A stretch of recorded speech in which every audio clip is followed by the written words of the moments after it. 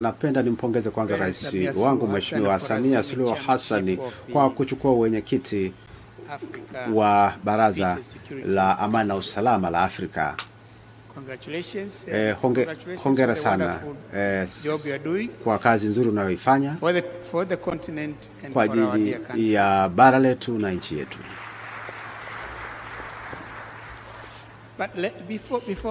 Na kabla ya kujibu swali lako kuhusu uongozi au utawala, naomba niseme kwamba ninapongeza umoja wa for the 20 years of the Africa Peace and Security Council. To me, at a personal level, I feel good.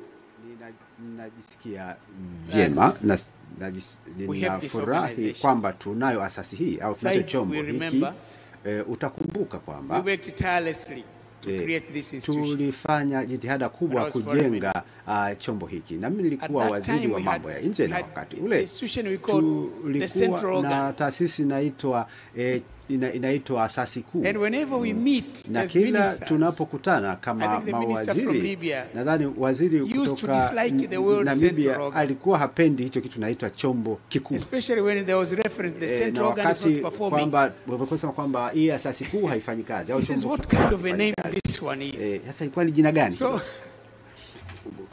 of course the institution was not performing, na kweli taasisi ilikuwa haifanyi kazi, na jina lilikuwa sio zuri. Kwa hiyo tukaanza kufikiria na kutafakari, mawazo yakatujia, hebu tujaribu kupata taasisi ambayo itakuwa na ufanisi zaidi. Ndipo tukaanza kufikiria kuhusu kuanzisha kitu kikubwa zaidi chenye tija na ufanisi zaidi. Kwa hiyo tulitumia muda mrefu, masaa mengi tukizungumzia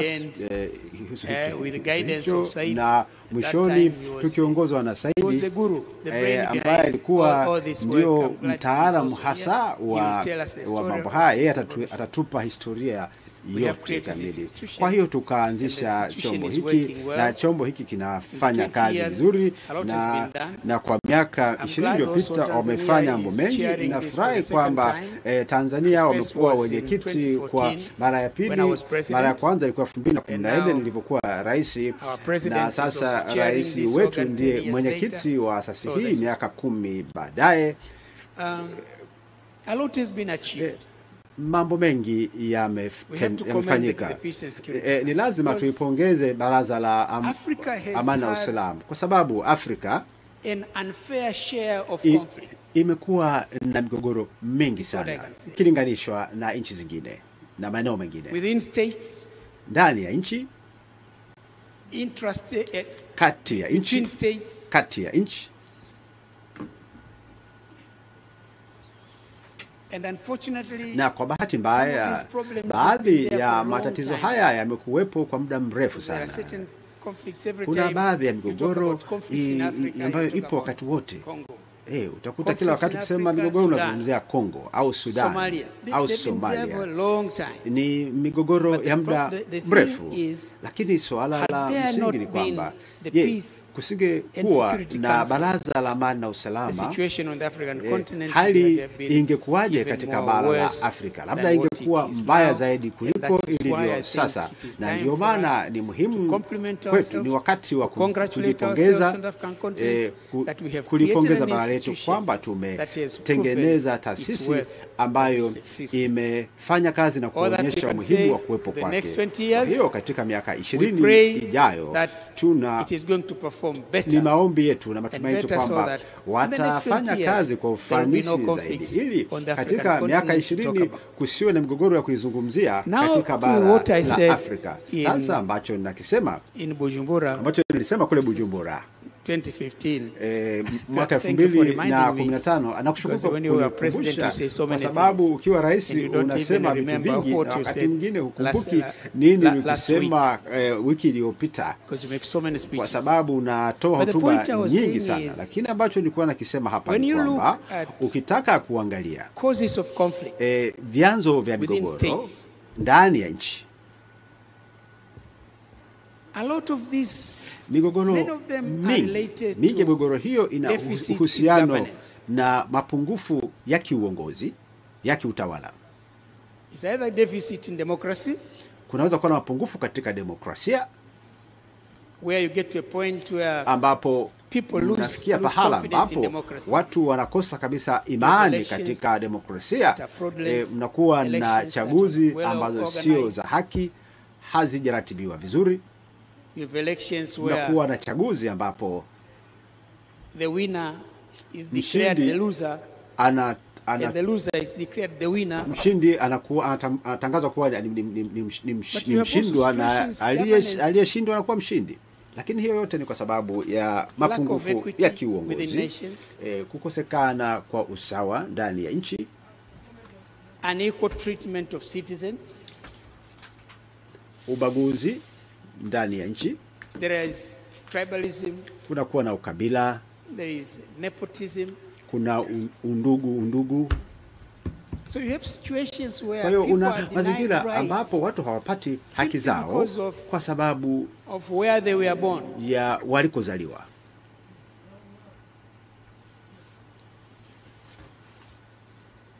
They come to a point where mnafikia pahala ambapo wanalazimika kufanya uamuzi, kuchagua to lack of access to lack of their rights, kukubaliana na hali ilivyo au kupambania haki zao. Kwa hiyo ukiangalia mingi ya migogoro hii, nadhani Mheshimiwa Rais hapa atatuambia, kwa sababu on the Burundi case, kwenye kesi ya Burundi, I became foreign minister. Mimi nilikuwa waziri wa mambo ya nje Disemba 2005.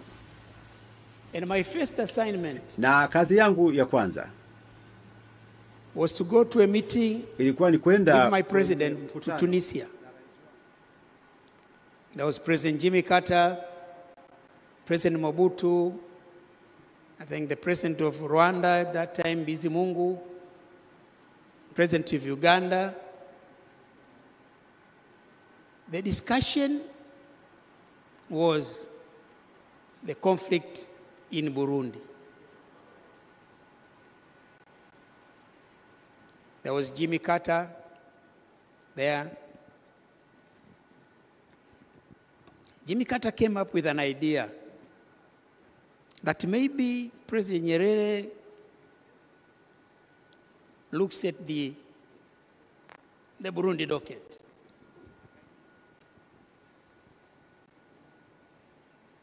Atete, the former president of Mali, Tumani Ture, looks at the conflict in Rwanda, because they had just emerged from the genocide. We came back, and when we came back, Mwalimu said, look here, I'm ready to assist, but I cannot assist by instructions from Jimmy Carter. He says, where are my African leaders? Say, if African leaders ask me, I'll take up the matter. So it is this challenge from President Nyerere to African leaders which created the regional mechanism on Burundi. Uganda president became chair, President Mkapa became vice chair, Ethiopia came in as the chair of the AU, all the neighbors to Burundi came in, Kenya. Then we had that initiative. And that is where Mwalimu said, before I facilitate, let me go and learn about the situation in Burundi. I want to know if I want to know what to facilitate. And two, if those I have to assist accept me as a facilitator. So my president then instructed me. Says, Mwalimu is going there. Go with President Nyerere to Burundi. What he said, because I see, that's what President said, this Burundi docket is going to occupy us for many years. So I went to Burundi it was immediately after Christmas, on the 27th of December 2005. That's when we went to Burundi.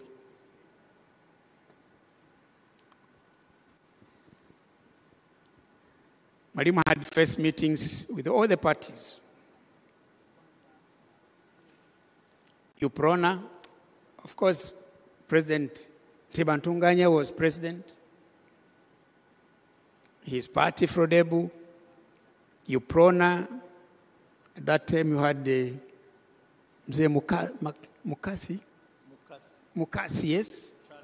Charles Mukasi. He met Buyoya at that time. He was not president, but he was an important figure. He met the top brass of the army. Bikomagu, Simbanduku,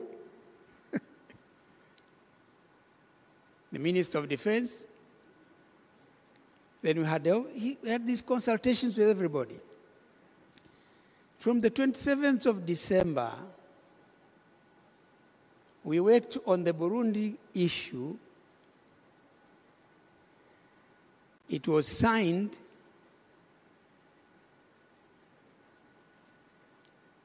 it took us 10 years, but I completed the Burundi process when I was president then. When I had to ask the president of FNL, we had already agreed, but they were still in town. They were not going back. Then one day I woke up, I called my minister, Membe, I said, Bernard, I don't want to see the FNL people in town. So, but when we were working on the Burundi problem, it was an issue of governance deficit. One tribe was dominant in terms of numbers. Another tribe was not dominant. But this other tribe was dominant everywhere. They had all the officer corps in the army. In the court, they had only one who to judge. They dominated the business. Everywhere. So it is this kind of situation. It's lack of governance. They dominated politics. They dominated everything. So it is this situation. But when you look into all these problems, the 1959 crisis in Rwanda again, it's the same. Where the dominant Hutu tribe was discriminating against the minority Tutsi, being denied the right to go back, they had to go back fighting. So these are the conflicts. And many of these conflicts. We had problems in, I was involved with the crisis in Kenya that time. Kofi Annan was appointed by my predecessor, Kufo, who was chair of the AU. He is the one who put up that team. Kofi Annan, President Mkapa, Magrasa Machel. They came to a point where they were not moving forward. Then I was also asked to come in to sort out the issues that were outstanding. I came in. But here is a situation where the results of the elections, the conduct of the elections, became a problem. It is again governance deficits. I was involved in the Zimbabwe case.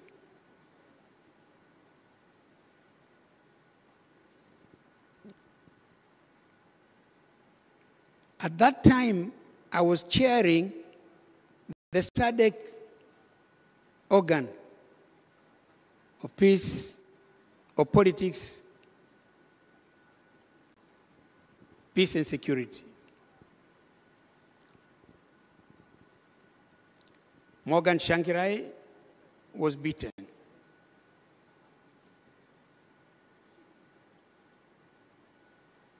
At that time, I was undertaking a visit to Arusha region. I postponed that. I flew to Harare. I had discussions with President Mugabe. What is going on in the country? In the discussions,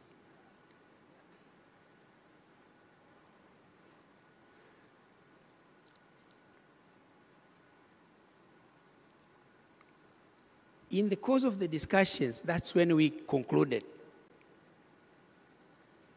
We agreed with President Mugabe that the government should start negotiating, talking to the MDC of Morgan Tsvangirai. But it was only me and him. And then President Mugabe asked me, can you help us? Because prior to that, we met in Addis Ababa. I came up with the idea that, please, can't you talk to the other side? At that time, there wasn't appetite for that. When this happened, when I visited him now, he said, I think let's now pursue your earlier suggestion of reaching out to the other side. He asked me, can you help us? I said, well, to facilitate, you need to know both sides. I know the ZANU-PF side from our own history, but I don't know the MDC side. Then we sat down and agreed. I said, how about Mbeki? Can't he help us? President Mugabe said, Mbeki is fine. Then I asked him, do you allow me to talk to Mbeki? I reached out to President Mbeki. We spoke with President Mbeki. I said, we have here a breakthrough of some kind. And we agreed with President Mugabe that you help in facilitation. Are you ready? President Mbeki told me, he said, yes, fine. But because it was President Mugabe, it was me, and the third person was Mbeki, to know about the idea of the discussions, I decided to convene the SADC organ at summit level here in Dar es Salaam. We met. And at that summit, I briefed the heads of state of SADC that this is the discussion we have had with President Mugabe. I want President Mugabe to brief all of you what we have agreed, our discussions. He said, he briefed them what we had agreed. And that is how we appointed President Mbeki to formally be the facilitator on behalf of SADC in the discussions between MDC and ZANU-PF and the government of Zimbabwe, which it translated into the government of national unity. But again, the issue has been the way the elections have been conducted. But the problems that were there. So that's why I'm saying where governance is deficit, stability becomes a problem. This is precisely. And this is where I'm now commending the Africa Peace and Security Council, that a lot of the issues they are dealing with, they stem from deficits in governance. So if Africa can put the governance issue on track, on proper track, Africa will be a peaceful continent. Don't you agree with me, Commissioner? Absolutely, yes, thank you. Thank you so much, Excellency. Those are the few examples, but you can talk of the Comoros. We had a problem with the Comoros we had to deal with during that time. We had to deal with the problem of Congo. It was an initiative that we took in the Ministry of Foreign Affairs when I was a foreign minister. We had a proposal that we now have got to talk, because the conflict has been going on for some time. And we discussed with the President Mkapa, and then he said, okay, let's now talk to our friends of Uganda and Rwanda.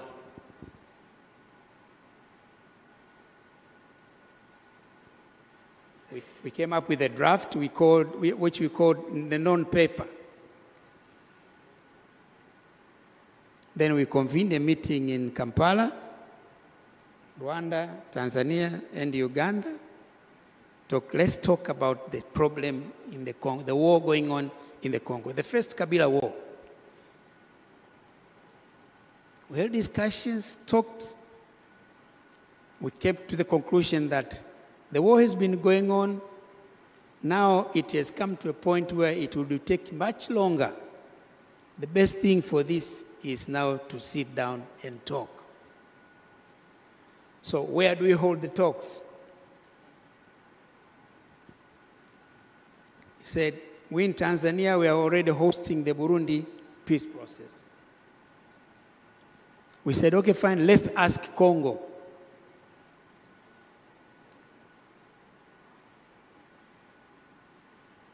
To talk, to host these talks. Let's ask Zambia to host these talks. Then from Kampala, I spoke to my president. Fortunately, they were going to a meeting in Malawi. He said, while in Malawi, please talk to President Chiluba if he's going to accept to host the discussions. He said, fine. Spoke to President Chiluba. They said they're ready to host. Then we asked, okay, fine. If it's all fine, then we brought in the minister from Zambia to join us in Kampala, to join the three of us. Then we had 4. That's how we ended up with the Zambia hosting the Congo talks until we got the first peace agreement in the Congo.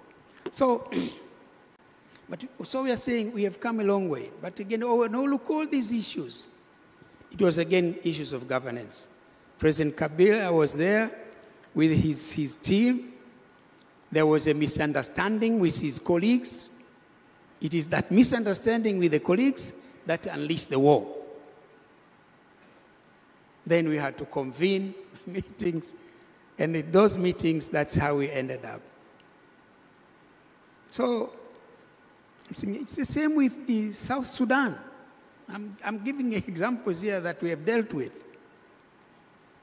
One time, President Salva Kiir sent me an envoy when I was president. He says, an envoy says, I want Tanzania to assist. Assist what? But at that time, there was peace talks going on in Addis Ababa. I said, are you trying to run away from the peace process in Addis Ababa? He said, no, this is something different. Let's have a discussion that is related only now within the party. He says, because the conflict in South Sudan, its genesis is in the split in the SPLA. SPLM. If the factions in the party agree, we will have peace. Then we will also assist the talks, the peace talks in Addis Ababa. We met again in New York. He emphasized it, and I said, okay, fine. We hosted the SPLM meeting, the SPLM meeting in Arusha, at Ngurdoto. Nobody knew what was going on. We brought all of them there. Because it was an inter-party meeting, I said, okay, our Secretary General of the party, Kinana, was the host, and Mzee Malechela also hosted the meeting. They talked, but the first discussion, we realized that they knew their problem. So what we said is, don't worry. Because you seem to know the problem. We gave them a room. So there is nobody who's going to be in the room. Sit there, talk on your own, and come up and tell us if you have when you fail, then tell us. They met for a week. They came up with a memorandum on the way forward. Then that is how we convene a meeting. President Ramaphosa, President Uhuru Kenyatta, President Museveni, President Salva Kiir, we met in Ngurdoto. They signed an agreement on SPLM meeting. They agreed, they went back, and then they started fighting again. So at times, it is, again, lack of trust between leaders, if I can say that honestly. It's lack of trust between the leaders, Riek Machar and Salva Kiir. If you people in the SPLA, in the AU Peace and Security Council can really work on the two leaders. President Obasanjo has been working with them for some time. So if really we can solve the mistrust between the two top leaders, we will have peace in Sudan tomorrow. The judge there, chair of the panel, African panel of elders and wise men. If in South Sudan, get Salva Kiir, Riek Machar, sit down together, agree. Now this time it is for real, because they've been agreeing several times. And after that, they go back and fight again. But if you can get, this time they would agree for real. South Sudan will have no problem tomorrow morning. So I'm saying, all these are issues related to governance deficit, but they are quite expensive. Sorry, I spoke at length. But I thought, let me speak this way so that people will really understand. Most of these problems are essentially problems of governance deficit. Yes, I'm glad our country does not have that deficit. Thank you very much, Excellency. Where there is governance deficit, stability becomes a problem. Excellency, thank you very much for sharing your wealth of experience in Kenya, in Burundi, on Zimbabwe, South Sudan, and the Congo. And you also mentioned a lot about Burundi. Therefore, it is really optimal time to ask His Excellency, former President Domitien, about how he was critical to the transition in Burundi, the Arusha peace talks, the Arusha peace process. And today, we are now witnessing seemingly endless transitions. President Obasanjo referred to that. What can the Peace and Security Council do in terms of relevance, in terms of practice, in terms of performance, when it comes to managing political transitions for stability. Your Excellency, you have the floor. Merci beaucoup, Excellence, Monsieur le Commissaire. Je vais changer de disque un petit peu pour ceux qui parlent français. Je vais demander aux interprètes de nous aider. D'abord, permettez que je fasse mienne les remerciements du jeune ancien président parmi nous, son Excellence Obasanjo, les remerciements qu'il a adressés à son Excellence kuweza kumshukuru Rais wa kuzungumza na Obasanjo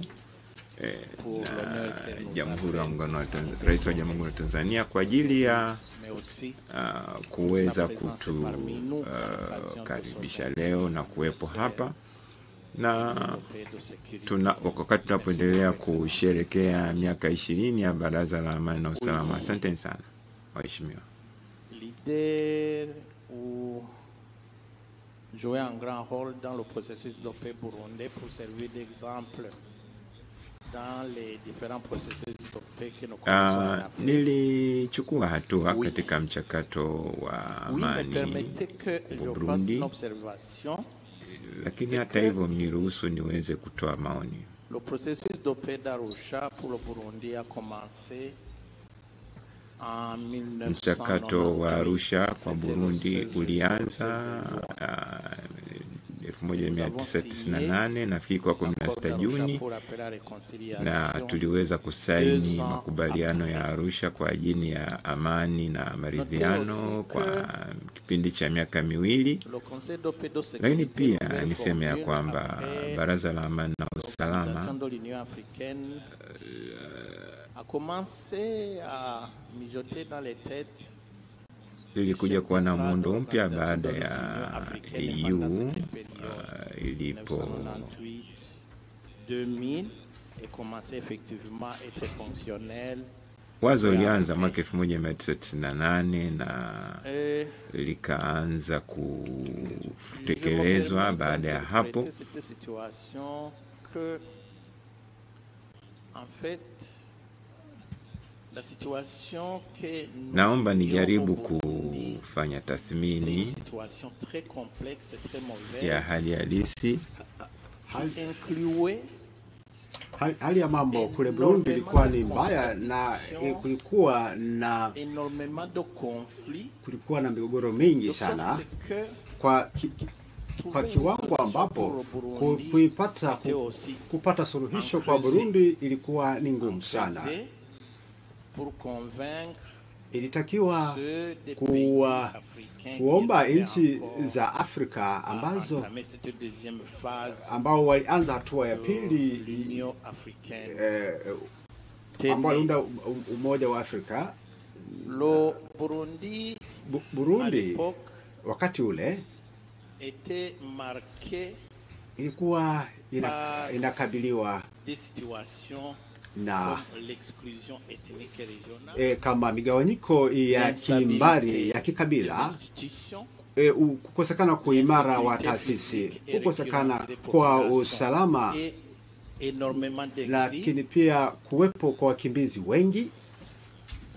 Les élections démocratiques et transparentes de 1993, chaguzi za 1993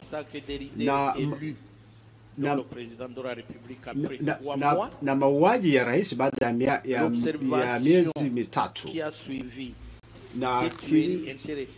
na kuwepo kwa mauaji ya kikabila na ya kisiasa, ikifuatiwa na kuwepo kwa vikundi vyenye silaha na kuwepo kwa mapambano na jeshi la kitaifa ambayo ilisababisha wahanga wengi wa kijeshi na raia. Na baada ya hapo na kuwepo kwa jaribio la mapinduzi ambalo lilipinduliwa, lakini pia kuwepo kwa serikali isiyofuata katiba ya Buyoya mwaka 1996. Kwa hiyo wakati ule ndipo tulipoamua kuweka vikwazo dhidi ya Burundi, ikifuatiwa na kuwepo na jitihada za upatanisho. Na serikali ya wakati huo ilikataa mapendekezo ya Afrika na ya kikanda ya kuwepo kwa mazungumzo ambayo yalipendekezwa na Mwalimu Julius Kambarage Nyerere. Nasema hayo kwa sababu wakati ule kama chama ambacho kilipitia mapinduzi,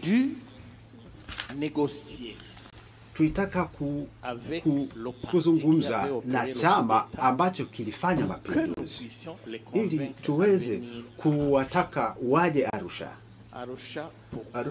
Waje Arusha kufanya nini? Kwa sababu tulikuwa na matumaini kwamba jumuiya ya kimataifa na ya kikanda ingeenda kutusaidia kulazimisha chama kije kwenye mazungumzo. Yote haya hakuwa rahisi. Haikuwa rahisi kwa nchi mbalimbali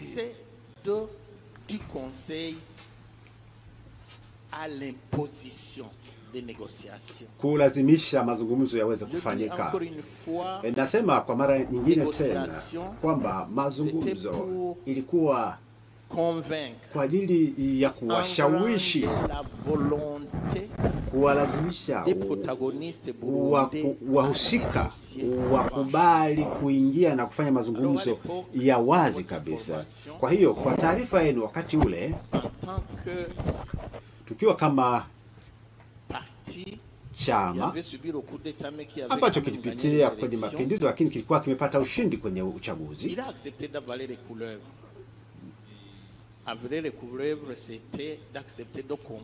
wakakubali kuungana na chama kilichofanya mapinduzi na kila ambacho kilishinda. Mheshimiwa Kikwete ameeleza haya yote vizuri sana, lakini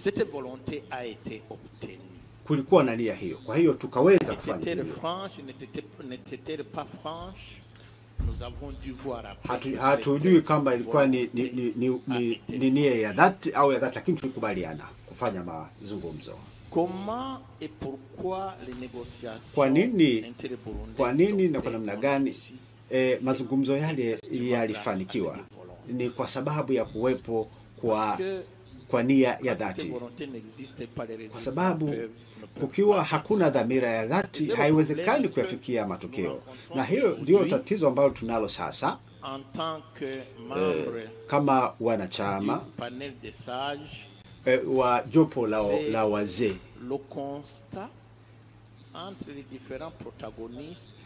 swala la kuwepo la kukosekana kwa mazungumzo kati ya wahusika wakati wa migogoro au wakati tunapotaka kutafuta suluhu kwenye migogoro mbalimbali, kunakuwa hakuna nia ya dhati.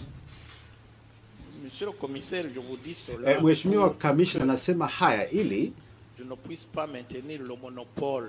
sitaki kuhodhi uongozi, kwa sababu uongozi ulitokana na uwepo wa nia ya dhati kwa wahusika wote wa Burundi kuweza kutafuta suluhu kwenye matatizo ambayo tayari nimeeleza. Labda inawezekana sisi sote tulikuwa tumeshachoka, ndio maana tukakubaliana kufikia suluhu, kwa sababu ilikuwa tangu uhuru Burundi imekuwa kukabiliana na matatizo wakati wote. Nafikiri ni hilo kwamba watu walikuwa wamechoka, ndio maana mazungumzo yakafanikiwa. Lakini pia tulifanikiwa, ndugu zangu, kwa sababu tulikuwa tumepewa msaada wa kutosha kutoka kwa jirani zetu. Kama ninavyosema ni kwa Mheshimiwa Rais Nyerere alikuwa ni kiongozi mwenye ushawishi mkubwa. a dépensé beaucoup de son temps ambaye alitumia muda wake mwingi à s'asseoir avec nous, kuketi nasi, à convaincre chaque partie, kushawishi kila mhusika, kila upande, s'engager ili ajihusishe moja kwa moja katika mazungumzo ili kufikia suluhu. Alikuwa ni mwanasiasa mkubwa. Nasema hili kwa sababu alikuwa na uwezo wa kushawishi. Nasema alikuwa ni mwanasiasa mkubwa kwa sababu lakini kwa sababu ya vizuizi, kuchoka, vita, watu wa Burundi wakamsikiliza Mwalimu Nyerere. Tukaketi, tukafanya majadiliano kwa uwazi na kwa moyo wa dhati. Kiuhalisia, ningewaambia kwamba mwishoni mwa mazungumzo, wakati nikifanya kazi na Buyoya, Rais Buyoya, Mheshimiwa Buyoya hakuwa rafiki yangu. Je n'étais pas son ami non plus. Mimi pia sikuwa rafiki yake hata kidogo, hata kidogo. Mais lakini nous avons appris à dialoguer. Tulijifunza kuzungumza. Tulijifunza kuzungumza, kujadiliana. Tumejifunza kuwa wazi. Kwa hiyo tukaketi pamoja ili tuweze kuambizana ukweli huo. Na ndio maana makubaliano ya Arusha ni waraka ambao tunauona kama ni kama Biblia, ni kama waraka wa rejea, kwa sababu unaonyesha vyanzo vya migogoro na pia maamuzi ambayo tuliyafanya ambayo lazima yaongoze Burundi kutoka kwenye kipindi cha mpito mpaka Burundi ya baada ya mpito, kwa sababu ni waraka unaoonyesha kushirikishana kwenye taasisi ambazo zipo kwenye usalama wa taifa, kwa sababu inaonyesha dira ya maendeleo ya kiuchumi na ya kijamii kwa ajili ya Burundi, kwa sababu waraka huu unaweka misingi ya utekelezaji wa mkataba wenyewe kupitia marais wa ukanda. Ni waraka wa kurasa 2 lakini wenye mambo mengi. Il n'était pas possible ni pour moi ni pour le président Buyoya. Isingekuwa rais kwangu na kwa rais Buyoya ambaye alikuwa ni rais wa kwanza wa mpito na mimi nilikuwa makamu wa rais. Ilikuwa nakumbuka siku ya kwanza nous avons commencé à travailler ensemble. Tulipoanza kufanya kazi pamoja ilikuwa tarehe 1 Novemba 2000 mwaka 2000. Nilienda kwenye ofisi yake na nikamwambia, Mheshimiwa Rais, mimi nimeteuliwa Arusha nikiwakilisha Wahutu, na wewe uliteuliwa kuwa rais ukiwakilisha Watusi. Lakini wakati ambapo kila mmoja anaenda kwenye kazi, ukasema unawakilisha Wahutu na mimi nawakilisha Watusi. Hakuna mtu atakaye tusaidia, hata jumuiya ya kikanda haiwezi kutusaidia tusipokubaliana wenyewe. Kwa hiyo tukakubaliana. Pili, nikamwambia Mheshimiwa Rais, mimi ni makamu wa rais, lakini ulikuwa hunipendi. Na mimi sikupenda wewe uwe rais, lakini sasa tuko pamoja.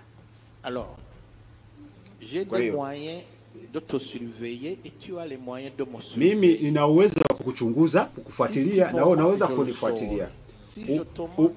Ukinidanganya utaona, nikikudanganya nitaona. Kwa hiyo tuwe wawazi na tuwe waaminifu. Tukifanya hivi tutakwenda mbele.